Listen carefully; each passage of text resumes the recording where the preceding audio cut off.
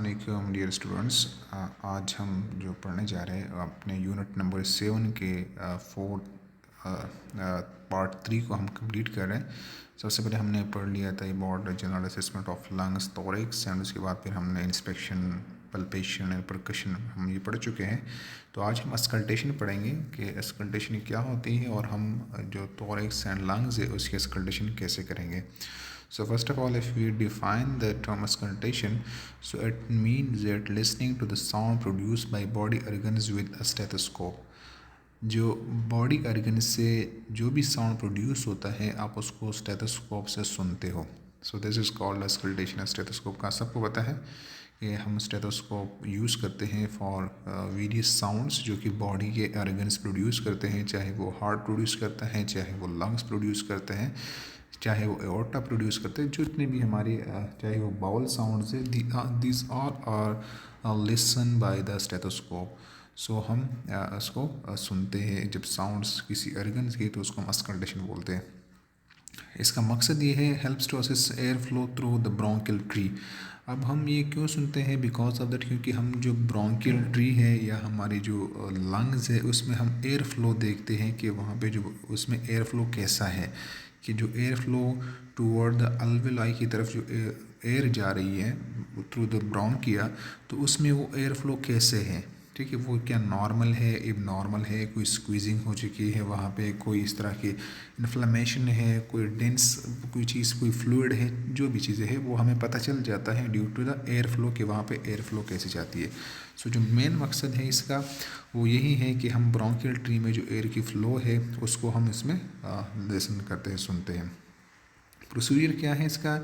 Use diaphragm of stethoscope. हम stethoscope का diaphragm सबको पता है, डायफ्राम की वजह से एक बेल होता है, एक डायफ्राम होता है। सो जो वाइडर एरिया होता है उसको हम डायफ्राम बोलते हैं, जो नैरोवर एरिया है जो उसके छोटा वाला उसको हम बेल बोलते हैं। सो हम डायफ्रामेटिक स्टेथोस्कोप यूज़ करते हैं। सुपीरियर टू इन्फीरियर, हम ऊपर से नीचे की तरफ आते हैं। फॉर एग्जाम्पल आप क्लेविकल साइड से सुनते हो तो फिर आप वहाँ से नीचे की तरफ आओगे डायफ्राम की तरफ। कंपेयर राइट टू लेफ़्ट, और आपने दोनों साइड पे सुनना है ताकि आप दोनों साउंड्स को कंपेयर कर सके कि लेफ़्ट और राइट लंग्स में जो एयर फ्लो है या जो लेफ़्ट और राइट ब्रोंक्यूल्स में जो एयर फ्लो है वो किस तरह से, तो दोनों साइड्स आपने कंपेयर करनी है। जो अस्कल्टेशन एरिया है, हम अगर इंटीरियर की बात करें तो हमारे पास इंटीरियर जो है from above the clavicle down to 6th rib, clavicle के ऊपर से फ्रॉम अबव द क्लेविकल, ठीक है, क्लेविकल के नीचे नहीं, अबव द क्लेविकल, क्लेविकल जिसको हम ब्यूटी बॉनी बोलते हैं, वहाँ उसके ऊपर, क्योंकि जो लंग्स है उसका जो अपर पार्ट है वो क्लेविकल के ऊपर से बिल्कुल वहाँ पे मैच होता है, ठीक है, वहाँ वो उसके वहाँ पे पोजीशन उसकी होती है। सो ये हम to listen from above the clavicle down to the 6th rib, 6th rib तक नीचे आते आते आपने उसको सुनना है। लेटरल साइड पे अगर आप सुनते हो, ये तो हम इंटीरियर का मतलब ये है कि आप फ्रंट पे सुनते हो, ठीक है, इंटीरियर मतलब कि फ्रंट पे आप किसी चेस्ट पे सुनते हो, ठीक है। लेटरल ये है कि आप एक साइड से सुनते हो, आप लेफ्ट राइट दोनों लेटरल, या लेफ्ट लेटरल या राइट लेटरल दोनों से सुन सकते हो। एक्जिला से लेकर 4th to 8th रिब, मतलब वहाँ से आप 8th रिब तक आप सुनते हो। और posterior from trapezius down to the 11th rib, और ट्रिपीजियस जो आपकी बिल्कुल क्लेविकल जो आपके स्केपुला के बिल्कुल ऊपर है, ठीक है, अब वहाँ से लेकर ट्रिपीजियस मसल जो है, ठीक है, पोस्टीरियर साइड पे, पोस्टीरियर का मतलब ये है कि बैक साइड से, तो बैक साइड से आप ट्रिपीजियस मसल से लेकर आप down to the 11th rib तक आप ये साउंड सुनते हैं, आपने लंग्स को एयर फ्लो को सुनना है, ठीक है। So these all are the order of auscultation. First of all you can see here कि हम कह रहे कि 1, तो 1 पे आप ये देख रहे हैं कि ये above the clavicle है, ठीक है, above the clavicle पे आप इस 2, 3, 4 यहाँ तक आप आते हो। फिर यहाँ से जो 3, 4 से आप ये एक्सिलरी आप यहाँ से सुन सकते हो, ठीक है, और फिर पोस्टीरियर साइड से आप ट्रिपीजियस यहाँ 1 पे, और फिर आप नीचे आते हो 1, 2, 3, 4, 5, 6, 7, 8, यहाँ से आप इसको सुन लेते हो। So this is the order of auscultation कि आप, और इसमें जो मेन इम्पॉर्टेंट चीज़ है वो यही है कि आपने दोनों साइड्स को कंपेयर करना है। मीन्स कि 1 अगर आपने इधर सुन लिया, इस लंग्स को यहाँ सुना, तो इधर भी इसको सुनना पड़ेगा, इसको आपको सुनना लाजमी है ताकि आप एयर फ्लो चेक कर सके। अगर 2 पे आपने इधर सुना तो 2 पे आपको यहाँ भी सुनना पड़ेगा। जिस तरह 1 पे यहाँ पे सुन लिया तो उधर भी सुनना पड़ेगा, 2 2 3 4। तो आपने सारे जो बोथ लंग्स है, क्योंकि लंग्स आपके 2 हैं, ठीक है, तो आपने बोथ लंग्स को असेस करना है कि समटाइम किसी एक लंग में प्रॉब्लम हो सकता है, पेच हो सकता है, फ्लूइड हो सकते हैं, जो भी प्रॉब्लम है उसमें, तो आपने उसको दोनों को आइडेंटिफाई करना है, दोनों को कंपेयर करना है। नॉर्मल ब्रेथ साउंड जो है, अब जब हम नॉर्मल बात करेंगे, क्योंकि जब भी एयर गुजरती है इन ब्रोंक्यूल्स में, ब्रोंकिया में या ट्रेकिया में, तो वहाँ से जो साउंड प्रोड्यूस होता है उसको होता है वो नॉर्मल एक साउंड वहाँ से प्रोड्यूस होता है। अब वो नॉर्मल हमें कैसे पता चलेगा कि नॉर्मल है, नॉर्मल है? सो फर्स्ट ऑफ ऑल हम बात करेंगे ब्रोंकियल की। This is the normal breath sound, ठीक है। ब्रोंकियल, ये इसकी पिच हाई है। पिच का मतलब ये कि इसको जो सुनाई देना है या इसको जो वॉल्यूम है वो हाई होता है, ठीक है। ड्यूरेशन इंस्पिरेशन में कम होती है और एक्सपायरेशन में ज़्यादा होती है, ठीक है। ड्यूरेशन में ये इंस्पिरेशन में कम और एक्सपायरेशन में ज़्यादा होती है। एंड लोकेशन इसका आप ट्रेकिया एंड लेरिंग्स पे आप इसको सुन सकते हो। जो ट्रेकिया है और लेरिंग्स है आपके, उस पर आप ये ब्रोंकियल साउंड सुन सकते हो। ये बहुत इंपॉर्टेंट क्वेश्चन हैं और बहुत इंपॉर्टेंट टर्मिनोलॉजीज हैं, आप लोगों ने इसको याद रखना है। फिर ब्रोंकोवेसिकुलर, ये मॉडरेट पिच है इसकी। ब्रोंकियल की पिच हाई थी, इसकी पिच मॉडरेट है और ये इंस्पायरेशन और एक्सपायरेशन में इक्वल सुनाई देते हैं। कि जितने ये इंस्पायरेशन में जितना इनकी ड्यूरेशन होती है, मतलब अगर 2 सेकंड्स के लिए, तो उतनी ही एक्सपायरेशन में होती है। इसको हम ब्रोंकोवेसिकुलर बोलते हैं। अब ये कहाँ पे सुनाई देते हैं? ये आप सुन सकते हो major bronchi between scapula, upper sternum and second intercostal space पे आप इसको सुन सकते हो, ठीक है। कि आपकी जो मेजर ब्रोंकाई है या स्केपुला है या अपर स्टर्नम, बैक साइड पे आप स्केपुला पे सुन सकते हो, upper sternum and second ICS पे आप इसको सुन सकते हो। So this is the bronchovesicular. और फिर वेसिकुलर साउंड क्या है? ये लो साउंड है, इसकी इंस्पायरेशन ये ज़्यादा होगी और एक्सपायरेशन में कम होगी, ठीक है। इंस्पायरेशन में ज़्यादा, एक्सपायरेशन में कम है और इसको हम पेरिफेरल लंग्स फील्ड पे सुन सकते हैं। So these all are the 3 normal breath sound, जो कि जब भी एक लंग्स में, एक उसमें ब्रोंक्यूल्स में, एक ट्रेकिया में, वहाँ पे जब एयर फ्लो होता है, सो वहाँ से ये नॉर्मल साउंड्स प्रोड्यूस होते हैं, जिसकी हमने लोकेशन भी बता दी कि कहाँ कहाँ पे आप इसको सुन सकते हैं, और इसकी हमने ड्यूरेशन भी बता दी कि इसकी ड्यूरेशन इंस्पायरेशन और एक्सपायरेशन पे कितनी है। इंपॉर्टेंट वन, इसको याद रखें, आप समटाइम एग्जाम में इस तरह के क्वेश्चन आ सकते हैं। Problem with normal breath sound, अब जो प्रॉब्लम क्या हो सकते हैं? For example vesicular breathing with prolong expiration is present in chronic bronchitis. Vesicular breathing with prolong expiration is in chronic bronchitis, emphysema and bronchial asthma. अब जो vesicular breathing है, यहाँ पे हमने कहा था ये मोर इंस्पायरेशन में ज़्यादा होगी और एक्सपायरेशन में कम होगी, लेकिन यहाँ पे क्या ब्रीथिंग विद प्रोलॉन्ग एक्सपायरेशन, इसकी एक्सपायरेशन ज़्यादा होगी।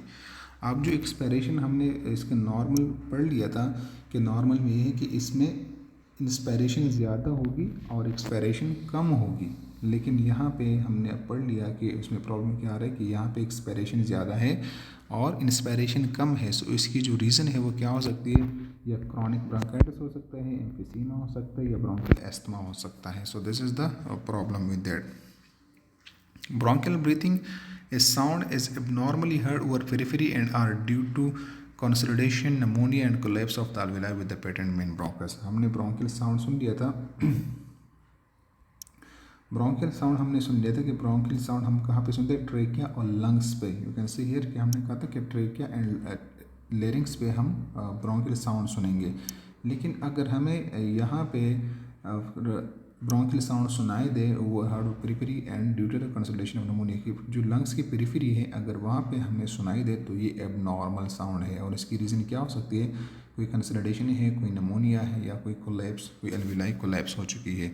सो this is the problem with the normal sounds, ठीक है।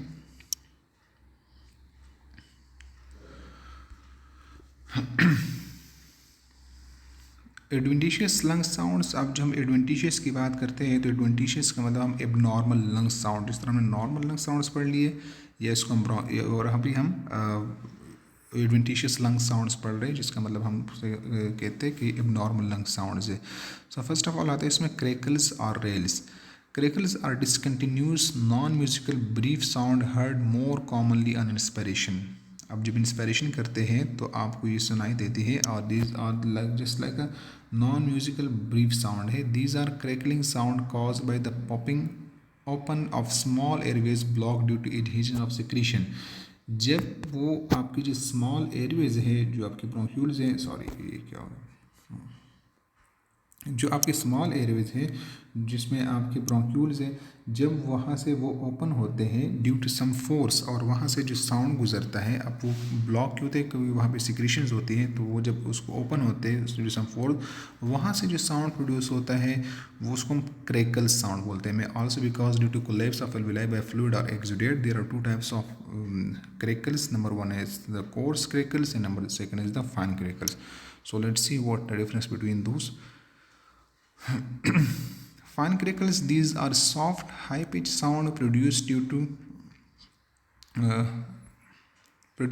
explosive reopening of alveoli which have collapsed during expiration. अब जो फाइन क्रिकल्स हैं वो ये साउंड होते हैं कि वहाँ से जो आपके alveoli है वो एक फोर्सफुली जब वो ओपन होते हैं तो वहाँ से वो soft and high pitch sound वहाँ से प्रोड्यूस होती है ड्यूरिंग एक्सपायरेशन पे। Hear at the end of expiration and do not change on coughing. आप ये ज़्यादा पर आपको इसको जब आप इंस्पायरेशन एंड करते हैं तो वहाँ पे उस टाइम पे आपको सुनाई देगी and do not change on coughing, cough के साथ चेंज भी नहीं होगी। They are prominent at the base of the lungs where collapse of the alveoli is more likely to occur. हमने कहा था कि ये बेस ऑफ द लंग्स या पेरिफेरल लंग्स में आपको सुनाई देगा बिकॉज ऑफ दैट, क्योंकि वहाँ पे आपको जो alveoli है उसकी आपको कोलैप्स ज़्यादा हो सकती है, ज़्यादा चांसेस वहाँ पे alveoli के कोलैप्स होने के। सो दैट्स वाई आपको ये पेरिफेरल ऑफ लंग्स पे सुनाई देगा। These are similar to the sound produced by rubbing of hair between the fingers. Aetiology of fine crackles include pulmonary oedema and fibrosis alveolitis. कि जब हम इस तरह आप बालों को पकड़ के अपने हाथों में से रब करते हैं, उस फिंगर्स में रब करते हो, तो इससे जो साउंड प्रोड्यूस होता है उसको हम फाइन क्रैकल्स बोलते हैं। और इसकी जो एटियोलॉजी है वो क्या है, पल्मोनरी एडिमा या अल्वेलाइटिस है, कि वहाँ पे जो इन्फ्लेमेशन ऑफ द alveoli है या लंग्स में या कोई फ्लूइड जमा हो चुका है। ठीक है, so these are that why कि वहाँ से फाइन क्रैकल्स का साउंड आपको प्रोड्यूस होता है। फिर अगर हम कोर्स क्रैकल्स की बात करें कि कोर्स क्रैकल क्या है, these are louder low pitch sound and last longer than fine crackles. अब ये लाउडर है, हमने कहा था कि जो इसको आप दोनों कंपैरिजन में जब पढ़ेंगे तो आपको इसको याद रखना आसान रहेगा। हमने पढ़ा कि जो फाइन क्रैकल्स है वो सॉफ्ट है, लेकिन ये क्या है, ये लाउडर है। हमने इसको पढ़ लिया था कि वो हाई पिच है, ये क्या है, लो पिच है। हमने कहा कि इसको and this is the last longer than fine crackles की। जो फाइन क्रैकल्स हैं वो शॉर्ट ड्यूरेशन की थी और इसके लॉन्ग ड्यूरेशन है। सो आप इसको जब कंपैरिजन में लिखेंगे तो आपको याद रखना ईजी होगा इसको। They are produced by the bubbling of air through the secretions and the bronchi and pulmonary cavities। जब जिस तरह से एयर की जब बबल्स बन जाते हैं, bubbling of air through the secretions and the bronchi and कि जब सिक्रीशंस होती हैं और वहाँ से आप एयर गुजरती हैं तो वहाँ से जो साउंड प्रोड्यूस होता है वो कोर्स क्रैकल्स होता है। They have been describe as sounding like opening Velcro fastener. जिस तरह एक वेलक्रो फेस्टनर होता है ना, वेलक्रो फेस्टनर जो टर्म है उस जिस तरह उससे एक साउंड प्रोड्यूस होता है, जस्ट लाइक दैट उससे उधर से यही से भी वही साउंड प्रोड्यूस होता है। और इसके जो cause are bronchiectasis and TB cavity and lung abscess. जो ब्रोंकोइक्टेसिस है, टीबी है और लंग एब्सेस है, वहाँ से ये साउंड प्रोड्यूस उन डिजीज़ की वजह से ये साउंड प्रोड्यूस हो सकता है। Crackles are heard throughout inspiration disappear temporarily on coughing. और ये कफ के साथ अगर हम डिफरेंसेस की बात करें कि डिफरेंस क्या है, तो हमने कहा कि वो कफ के साथ डिसअपीयर नहीं होती और ये कफ के साथ डिसअपीयर हो जाती है।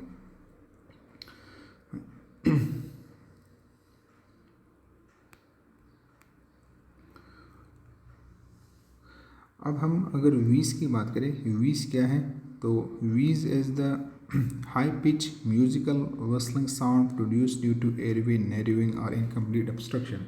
अब जब एयरवे नैरो हो जाती है तो उसको हम उसमें से जो साउंड प्रोड्यूस होता है उसको हम इन वीज का साउंड बोलते हैं। और these are the high pitch and musical sounds उसको हम बोलते हैं।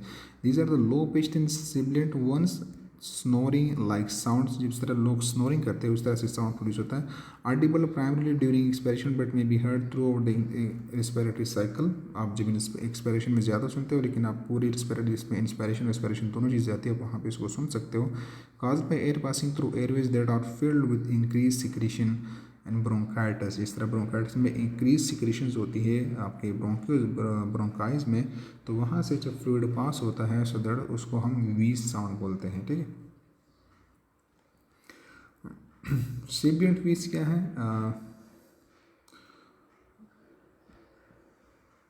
सिबिएंट wheeze is the high pitch than sonorous ones, ठीक है। जो सोनोरस वंस है उससे ये हाई पिच है, व्हिसल लाइक साउंड्स है। अच्छा, इस जो फर्स्ट वन हमने पढ़ लिया था उसको हम सोनोरस वीज बोलते हैं। This one sonorous wheeze and the other one is the sibilant wheeze, ठीक है। तो सिबिएंट वीज जो है these are the high pitch sounds. Sibilant which is the high pitch then sonorous ones, whistle like sound, जिस तरह हम whistle blow करते हैं, जो सीटी मारते हैं उस तरह का साउंड यहाँ से प्रोड्यूस होता है, इसको हम सिबिलेंट व्हीज बोलते हैं। हार्ड इक्वल इन इंस्पायरेशन और एक्सपायरेशन दोनों पे आपको इक्वल समय देगा। काज आप मैं आपको बार बार कह रहा हूँ कि आप इसको दोनों को कंपैरिजन में लेकर, जब सोनोरस व्हीज बोलते हैं और सिबिलेंट व्हीज, तो दोनों के आप पेपर पे लिख के और दोनों के डिफरेंसेस लिख के, जब आप दोनों के डिफरेंसेस लिखेंगे तो आपको चीज़ों की बेहतर समझ आएगी, आप उसको अच्छी तरह से आप मेमोराइज कर सकते हो। सो ये हाई पिच साउंड है sonorous ones, whistle like sound, heard equal in inspiration expiration दोनों पे आप इसको सुन सकते हो। Caused by air passing through narrowed और पार्शियली ब्लॉक्ड एयरवेज, कि जब नैरो एयरवेज से या पार्शियली ब्लॉक एयरवेज से वो एयर गुजरती है वहाँ से सुनाई देती है। Due to airway constriction caused by swelling and inflammation, asthma tumour compressing of blocking the airway, जिस तरह के एस्थमा में आपके एयरवेज नैरो हो जाते हैं या कोई ट्यूमर है जो कि एयरवे को ब्लॉक करते हैं, तो इसको हम वहाँ पे सिबिलेंट व्हीज का साउंड प्रोड्यूस होता है। फिर हमारे पास आता है प्लूरल फ्रैक्शन रब। जो प्लूरल फ्रैक्शन रब साउंड है लो पिच स्क्रैची साउंड से, जिस तरह एक चीज़ स्क्रैच होती है, ठीक है, जिस तरह से कुछ चीज़ आप रफ साउंड है produced due to the moment of inflamed pleural membrane against each other. जिस तरह आप दो चीज़ें आपस में रब होती है, दो चीज़ें आपस में इनका एक फ्रैक्शन बन जाता है, ठीक है, कि दो, जिस तरह नाम से जाहिर है कि प्लूरल फ्रैक्शन रब, प्लूरल के मतलब जो प्लूरल मेम्ब्रेन्स हैं, ठीक है, वह इन दोनों में जो रबिंग होती है उन दोनों मेम्ब्रेन्स का, उसकी वजह से जो साउंड प्रोड्यूस होता है उसको हम प्लूरल फ्रैक्शन रब बोलते हैं। Audible toward the end of expiration and best heard when the patient takes deep breath. जब पेशेंट गहरा सांस लेता है तो वो आप उसको अच्छी तरह सुन सकते हो जब वो इंस्पायरेट करेगा। Can be describe as a sound made by walking on fresh snow और rubbing of two leather surface against each other. जिस तरह के दो लेदर के सरफेसेस हैं और उसको आप एक दूसरे के साथ इस तरह रगड़ कर इसको रब कर एक दूसरे के साथ, तो वहाँ से जो साउंड प्रोड्यूस होता है उसको हम जिस लाइक फ्रैक्शन रब होता है। या कोई बंदा फ्रेश स्नो पे जब चलता है, ठीक है, बिल्कुल स्नोफॉल हुई है और उस पर चलता है और वहाँ से जो साउंड प्रोड्यूस होता है उसको हम फ्रैक्शन रब साउंड के साथ मैच कर सकते हैं, कंपेयर कर सकते हैं। Pleural friction at disappear when the patient hold his breath and after the development of pleural effusion. जब पेशेंट अपना ब्रीथ होल्ड कर लेता है तो वहाँ से ये डिसअपियर हो जाते हैं, और जब अगर कोई प्लूरल इफ्यूजन डेवलप होता है पेशेंट को तब भी ये साउंड डिसअपियर हो जाता है। Most often here and the lower anterior lateral thorax because thoracic expansion is greater here. जो इंटीरियर लेटरल है, इंटीरियर लेटरल का मतलब कि आपके चेस्ट और आपके लेफ्ट या राइट लेटरल पे जो एक्सिलरी से आती है वहाँ पे आप इसको ज़्यादा सुन सकते हैं, बिकॉज ऑफ दैट कि वहाँ पे जो चेस्ट की एक्सपेंशन है, थोरेक्स की एक्सपेंशन है वो ज़्यादा होती है। Pleural rubs are common in pneumonia, pulmonary embolism and pleurisy या प्लोराइटिस उसको बोल सकते हैं, दोनों में इन तीनों कंडीशन में ये कॉमन है। Vocal resonance it is similar to vocal fremitus but is heard on auscultation. जिस तरह वोकल फ्रेमेटिस की हम बात करें उसकी तरह है, लेकिन इसको स्कल्टेशन पे आप ज़्यादा अच्छे सुन सकते हो। वोकल रेजोनेंस में भी नॉर्मल इंक्रीज और decrease. Normal vocal resonance conveys the impression as if it is being produced just at the chest piece of the stethoscope. अगर आपके स्टेथोस्कोप पीस सुनाई दे तो उसको हम नॉर्मल बोल सकते हैं। ब्रोंकोफोनी क्या है? If it feels that the sound is being produced nearer the ear than at the chest piece, vocal resonance में occur and this term is bronchophony. अगर आपको चेस्ट पीस पे it feels that the sound is being produce near the ear then at the chest piece, कि आपको अगर कान से सुनाई दे, ठीक है, मतलब आपको नॉर्मल ईयर से ही सुनाई दे, तो फिर ये एबनॉर्मल हो सकता है, ठीक है। एगोफोनी क्या है? Sometime a nasal quality is added to the sound of vocal resonance with the transition of letter E to A pronounce by the patient, this is called egophony. कि अगर आप उसको, अगर उसके नेज़ल से भी आपको वो आवाज़ सुनाई दे, ठीक है, नेज़ल क्वालिटी उसमें ऐड हो जाती है, कि अगर वो ई बोलते हैं और वो ए की आवाज़ सुनाई दे तो उसको एगोफोनी बोलते हैं। Cause for increased vocal resonance are consolidation, cavitation, collapse with patent main bronchus, कोई कंसल्टेशन हो सकती है, कोई कैविटेशन हो सकती है।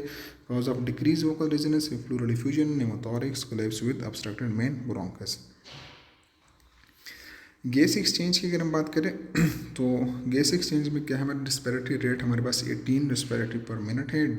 डेप्थ जिसकी डीप, इवन, शैलो, एफर्ट, लेबर्ड या अनलेबर्ड, ठीक है। आप इसको अगर आप देखना चाहें, आप उसको अगर असेस करना चाहें तो आप कैसे असेस करेंगे, तो आपने उसका रेट देखना है कि रेट कितना है, डीप की वो उनकी डेप्थ कितनी है, डीप है, इवन है या शॉर्ट, और उसके एफर्ट कितने है, लेबर्ड है या अनलेबर्ड है। जिस तरह पेशेंट्स आते हैं आजकल कोरोना में सारे लेबर्ड ब्रीथिंग के साथ आते हैं। Breath sound describe clear rhonchi, inspiratory, expiratory, wheeze, crackles. आप इसको डिस्क्राइब कर सकते हैं। Location all lobes through lungs, fields, left lower, right upper and right middle lobe, lower lobes bilateral, cough presents not present, describe productive voice, nerve. ये आप लोग को इस पर डेटा लेने हैं। आप लोग जब इसकी असेसमेंट करेंगे तो आपने ये सारी चीज़ें देखनी है कि आपने ब्रेथ साउंड जो है वो आप कौन सी साउंड है, उसके क्लियर है, रोंकाई है, या आप जो लोकेशन पे आप उसको सुनते हैं। फिर कफ आपने देखना है कि प्रेजेंट है या प्रेजेंट नहीं है। फिर आप उसको अगर प्रेजेंट है कफ तो आपने देखना है कि प्रोडक्टिव कफ है, मॉइस्ट है, नॉन प्रोडक्टिव है। फिर आपने स्प्यूटम को भी देखना है कि लार्ज अमाउंट है, thick, yellow, moderate, pink, frothy sputum है, स्मेल कैसी, अमाउंट कैसा है, थिन है, क्लियर है, ये आपने सारी चीज़ें देखनी है, ठीक है, जब भी आप पेशेंट से डेटा लेते हैं। इंटरवेंशन जब आप करते हैं तो पोजीशन, आप उसको पोजीशन चेंज कर सकते हैं। कफ, डीप ब्रीथ उनको दे सकते हैं, आप उनसे प्रैक्टिस करवा सकते हैं। ऑक्सीजन मेथड नेजल कैनोला पे दे रहे हो, विंशरी मास्क पे दे रहे हो, रीब्रीदिंग मास्क पे दे रहे हो, तो आपने ये सारी चीज़ें इसके इंटरवेंशन में जाती है।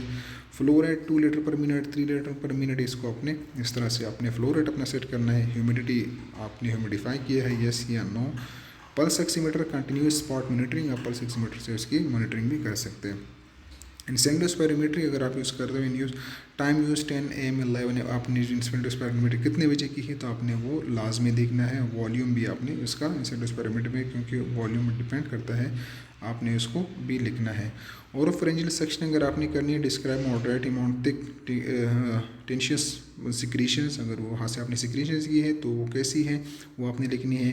मिडलिस्ट अल्बेट्रोल इनहेलर या प्रेडिनिसोलोन जो स्टेरॉइड्स है या थियोपाइलिन है, आपने उसको मेडिकेशन लिस्ट कौन सी आपकी उनकी मेडिकेशन वो कौन सी ले रहे हैं, तो वो आपने वो भी इसको भी मॉनिटर करना है, उसको भी देखना है। समरी अगर हम बात करें, इंस्पेक्शन में लेवल ऑफ कॉन्शियसनेस आप अपने पेशेंट का देखना है, थोरेसिक केज देखनी है, configuration shape, pattern of respiration देखना है, स्किन कलर एंड कंडीशन देखनी है, person position and facial expression ये आपने इंस्पेक्शन में देखनी है। पल्पेशन में आपने लम्प्स देखने हैं, मसल्स देखने हैं, tenderness, sensation, surface characteristics, symmetric expansion and tactile fremitus ये आपने पल्पेशन में देखनी है। परकशन में आपने परकस और lungs field estimate diaphragmatic exclusion and acceleration में assess normal breath sound, note any abnormal breath sounds and note adventitious sounds. So this was the end of this presentation. I hope कि आप लोगों को समझ आ चुका होगा। बहुत ही डिटेल प्रेजेंटेशन थी और बहुत ही इंपॉर्टेंट वन प्रेजेंटेशन थी आप लोगों के हवाले से। और जिस तरह की अभी कोविड के सिचुएशन है तो उस हवाले से this one the very important presentation.